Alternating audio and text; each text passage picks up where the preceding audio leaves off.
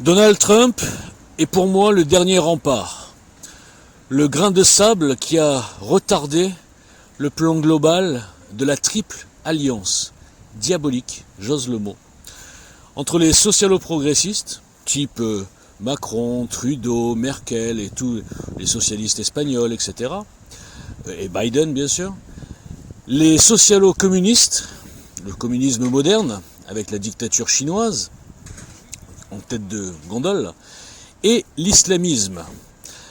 Nous avons ces trois totalitarismes qui ont bien sûr ce point commun d'être totalitaristes, avec une pensée unique, avec de la propagande, avec une façon de gérer fasciste. Je vous rappelle que, en général, ce sont des gens qui luttent contre le fascisme. Ils luttent contre un fascisme disparu depuis 70 ans, avec des méthodes de fascisme du XXIe siècle. Et on le voit tous les jours, par la censure, etc. Quand Trump a été élu, ça a mis à terre leurs plans.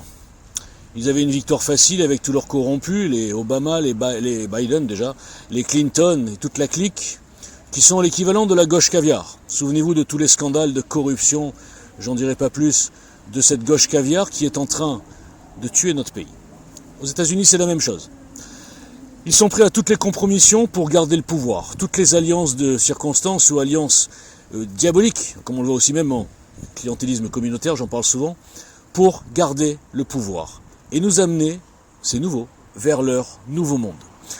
Leur nouveau monde qui est un monde où on infantilise les gens, qui est un monde binaire, c'est plus du 40-40-20, c'est du 80-20.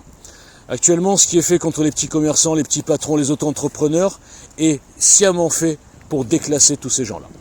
Alors revenons sur l'élection américaine, c'est l'avenir du monde qui se joue.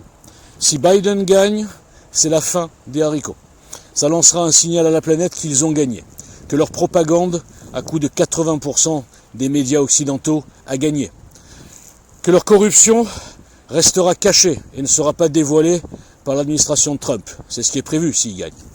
Vous avez compris qu'ils savent qu'ils ont tout à perdre, ils sont prêts à tout. Le Covid, la cible du Covid principale, c'est Trump.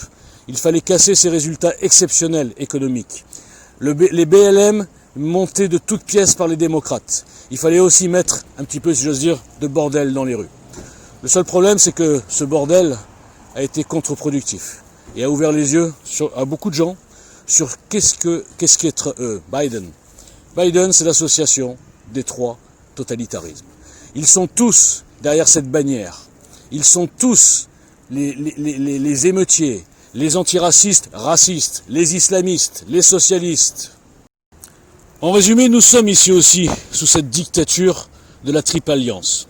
La dictature, en général, est soit militaire, comme dans certains pays, surtout au XXe siècle, soit par la propagande. Quand nous avons des médias à 90% du même bord, possédés par les soutiens du président en place, essayez de réfléchir quand même à la situation. Quand vous avez des médias qui diabolisent un type normal, élu, qui s'appelle Trump, on le traite de tout. Si on écoute les médias, c'est un fasciste, un raciste, un dictateur. Il ne respecte pas la démocratie, il paraît. On parle de retour de la démocratie avec Joe Biden. Bon, donc, mais ça encore, pourquoi pas. Mais le pire, regardez comment l'Iran est épargné, comment la Chine est épargnée par nos médias. Si on écoute nos médias, un président Rouhani, par exemple, est un enfant de cœur par rapport à Trump. Le président chinois, qui est à la tête d'une dictature insensée, pareil, personne ne dit rien. On ne nous rappelle pas que notre ministre de la Santé est vendu aux Chinois. C'est un young leader de la China Foundation. Tout le gouvernement est mouillé avec la Chine. Tous. Donc il y a une alliance maléfique de médias, de socialo-progressistes, etc. Et si Biden gagne, comme le disait Jean-Claude dans l'intervention précédente, Jean-Claude Cheval, notre référent aux États-Unis, ça va être un combat beaucoup plus difficile pour retourner le monde dans le bon sens.